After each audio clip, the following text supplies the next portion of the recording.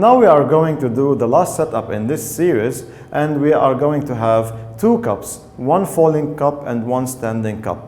To prevent the falling cup from rolling on the table and falling on the floor, we used a sticky stuff, which is a kind of gum that is sticky, and we use a small piece under the cup to prevent it from rolling.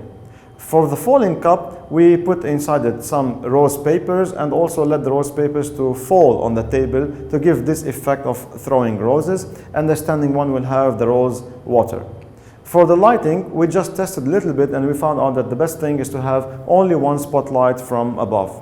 Also, we will benefit from the white acrylic, which will reflect light, and it will appear as if there's a small light from under the cups.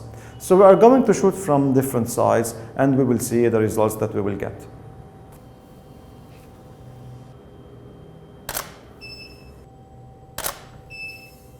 So once again, this is the result of the lighting setup, which is one light only. Let's have a fast look to our setup.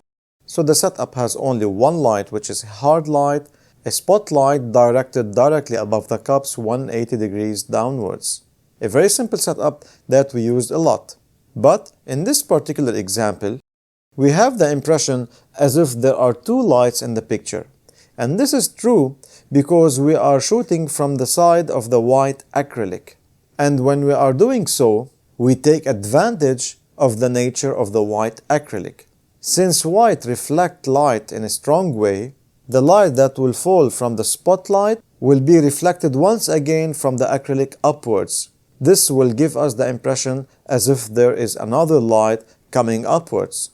So in reality, this picture is as if lit from two lights, one from above, which is the spotlight, and one from below, which is the reflection from the acrylic.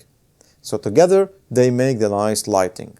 Again, the importance of still life is the composition itself. And in this picture, we have a very nice and strong composition, mainly in the falling cup and the roses that are falling from the cup itself. So the importance of still life photography is how powerful can you compose your setup. Lighting is important, but it comes after the composition itself. If you don't have a nice composition, regardless of what light you use, you will not end with a nice picture. So pay attention to your composition, and then you can select the right lighting for your setup. And remember, as always, after you do your composition and lighting setup, it is a good practice to take different shots from different angles to try to make the most out of your setup.